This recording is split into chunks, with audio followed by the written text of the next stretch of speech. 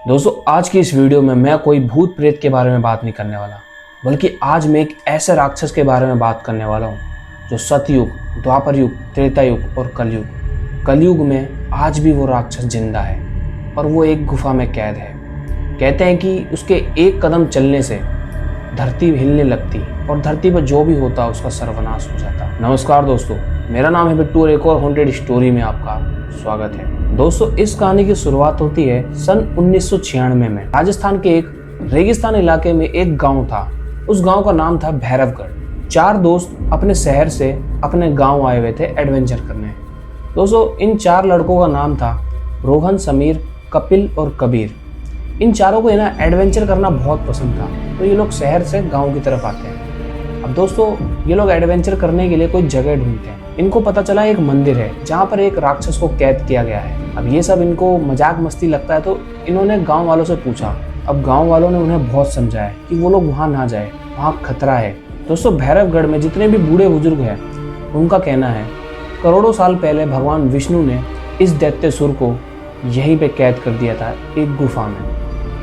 दोस्तों दैत्यासुर उसी राक्षस का नाम है जिसके एक कदम चलने से धरती हिलती और धरती पे जो कुछ होता उसका सर्वनाश हो जाता। अब ये सब देखते हुए भगवान विष्णु ने उस दैत्यासुर को एक गुफा में बंद कर दिया और उसके सामने एक मंदिर का निर्माण करवा दिया। दोस्तों कहा जाता है दिन में तो उस मंदिर में पूजा होती है, पर रात होते ही या शाम होते ही उस मंदिर के पास इंसान तो छोड़ो एक जानवर भी नहीं होता। दोस्तों कहा जाता है इंसान क्या, जानवर भी अगर वहाँ रात को टिक जाए उस जानवर की भी मृत्यु हो जाती है, या फिर अगले दिन उस जानवर की सिर्फ हड्डियाँ दिखती है, मांस गायब हो जाता है। अब गांव के बूढ़े बुजुर्गों ने उन्हें बहुत समझाया, बेटा अगर तुम्हें घूमना है तो तुम सुबह चल जाना, सुबह तुम्हें जितना घूमना है घूम सकते हो, पर अभी शाम हो चुकी है, अभी जाना खतरे से खाली नहीं, क्योंकि शाम या रात को जो भी उस जगह रुका वो अगले दिन तक मिला ही नहीं। अब ये सब सुन के कबीर हंसने लगा, बोलते क्या फालतू कहानियाँ हैं। ये गांव वाले भी ना सच में, उन चारों ने डिसीजन लिया कि वो लोग मंदिर जाएंगे, तो वो लोग शाम को निकल गए मंदिर के लिए। अब वो लोग जाके वहाँ देखते हैं कि मंदिर तो एक बहुत ऊंची पहाड़ी पर है, पर उस मंदिर तक जाने के लिए सीढ़ियाँ बन रखी है जो कि टूट फूट रखी है और उसकी कोई मेंटेनेंस नहीं कराई किसी ने।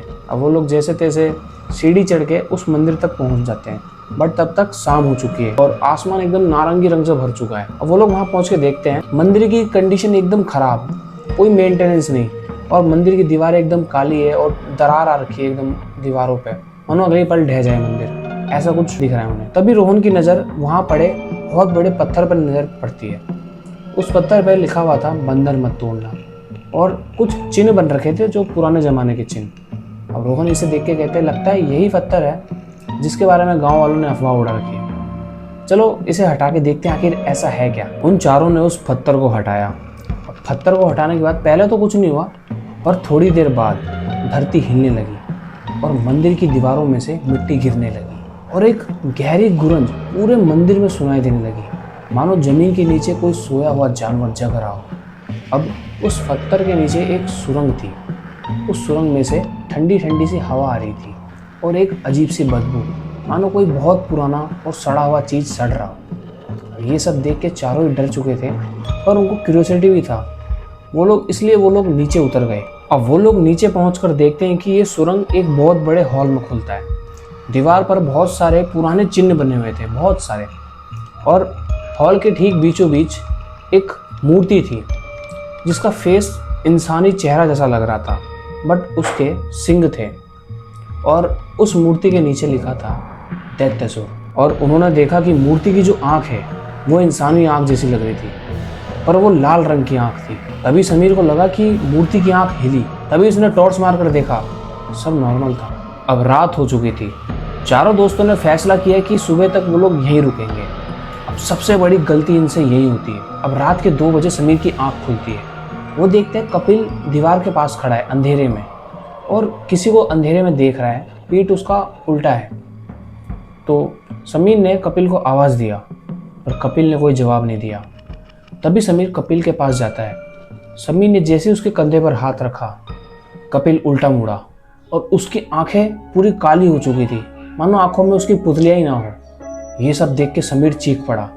तभी अगले पल कपिल गायब था। अब सुबह जब सब जगे उन्होंने देखा कपिल कहीं नहीं था, बस उसकी टॉर्च जमीन पे गिरी हुई थी और टॉर्च के पास में लाल रंग से लिखा हुआ था, वो जाग चुका है। अब ये सब डर गए और बाहर निकलने की कोशिश की, पर रास्ता बंद हो चुका था, क्योंकि जो सुरंग था, सुरंग का जो मुंह था, वहाँ पे बहुत सारे पत्थर गिर गए थे, जिस वजह से वो लोग अब अंदर फंस चुके थे।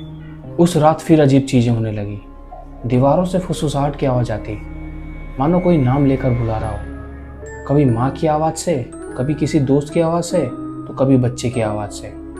तीसरी रात कबीर ने अंधेरे में देखा कि कपिल खड़ा है, पर वो सुरंग के मुंह पे खड़ा है और कपिल कह रहा है, मैं यहाँ हूँ। तभी कबीर उठ के खड़ा होता है और कपिल के पास जाता है और अगली पल कबीर भी गायब हो जाता है। फिर जब सुबह होती है, समीर और रोहन उन्हें कपिल को हर जगह ढूंढते हैं, पर वो दोनों कहीं नहीं मिलते। पर इस बार एक और मैसेज था, इस बार दीवार पे खून से लिखा हुआ था, बस 2 और चाहिए। उस रात उस सुरंग में बहुत भयानक आवाज़ सुनाई देने लगी। पूरा सुरंग ही कांप रहा था और मूर्ति की आंखें सच में चमक रही थी। और तभी उस मूर्ति के पीछे एक शैडो हिल रही थी। तभी समीर ने टॉर्च मारकर देखा और उसके बाद जो देखा, उसका खून वहीं जम गया। उसने देखा एक 12 फुट का प्राणी, जिसके 2 लंबे लंबे सींग है और उसके पंजे लंबे लंबे और उसकी आंखें एकदम लाल और उसके चेहरे पर अजीब सी डरावनी सी स्माइल थी। वो और कोई नहीं, दैत्यसुर था। तभी दैत्यसुर ने धीरे आवाज में कहा, 3 आत्माएं मुझे मिल चुकी है, बस आखिरी आत्मा और। ये सुनने के बाद ही रोहन अपनी जान बचाकर भागने लगा। तभी अंधेरे में से 2 निकलते हुए हाथों ने उसे पकड़ लिया और रोहन चीखने लगा। उसकी चीख पूरे सुरंग में सुनाई दे रही थी। फिर अगले ही पल वो चीख शांत हो गई और पूरा सुरंग सन्नाटा हो गया। अब बस समीर बचा था। उसे सब समझ में आ गया था, दैत्यसुर हर बलि के बाद ताकतवर होता जा रहा था और उसे अगर आखिरी आत्मा भी मिल गई तो वो आज़ाद हो जाएगा। फिर तभी समीर को पुराने दीवार पर एक मंत्र मिला। उसमें लिखा था, जिसने बंधन तोड़ा है वही उसे दोबारा बांध सकता है। अब समीर ने हिम्मत जुटाई और वो दैत्यसुर की मूर्ति के पास गया। दैत्यसुर उसी की तरफ बढ़ रहा था और उसके हर एक कदम पे धरती हिल रही थी। अब समीर ने मंत्र पढ़ना शुरू किया। सुरंग कांपने लगी। सुरंग में लाल रंग का रोशनी फैलने लगा और दैत्यसुर की गर्जना और बढ़ने लगी और दैत्यसुर के आसपास का अंधेरा टूटने लगा। और आखिरी मंत्र पढ़ते ही सुरंग में बहुत बड़ा धमाका हुआ और बहुत तेज एक रोशनी फैली और उसी के साथ दैत्यसुर की चीख गूंज उठी, नहीं। अब समीर की जब आंख खुलती है, वो देखता है सुबह हो गई है, मंदिर भी टूट गया है और सुरंग भी जमीन में धंस गई है और दैत्यसुर वहां पे नहीं था। किसी तरीके से समीर बच तो जाता है, लेकिन कहानी यहीं खत्म नहीं होती। कुछ साल बाद एक सड़क बनने के दौरान मजदूरों को वहाँ एक पुराना मंदिर मिलता है और वो सुरंग भी। उस मंदिर के दीवार पर लिखा था, बंधन मत तोड़ना। पर तभी मजदूरों को वहाँ एक सुरंग से आवाज़ सुनाई देती है, एक किसी की फुसफुसाहट की, मैं अभी भी जिंदा हूँ। दोस्तों, दैत्यसुर कोई झूठी अफवाह नहीं है। दैत्यसुर आज भी मौजूद है इस कलयुग में। कहा जाता है दैत्यसुर के होने के आज भी सबूत मिलते हैं और वो अपने जागने का इंतजार कर रहा है। उम्मीद है कि ये वीडियो आपको बहुत अच्छी लगी होगी। आशा है कि आप इस वीडियो को लाइक करेंगे और चैनल को सब्सक्राइब करेंगे। अगर नहीं किया है तो प्लीज़ मेक श्योर आप चैनल को सब्सक्राइब कर लें, ताकि ऐसी मज़ेदार वीडियो और हॉरर वाली वीडियो आप तक पहले पहुंच जाए। मैं मिलता हूं आपको अगली वीडियो में। आप अपना ध्यान रखें।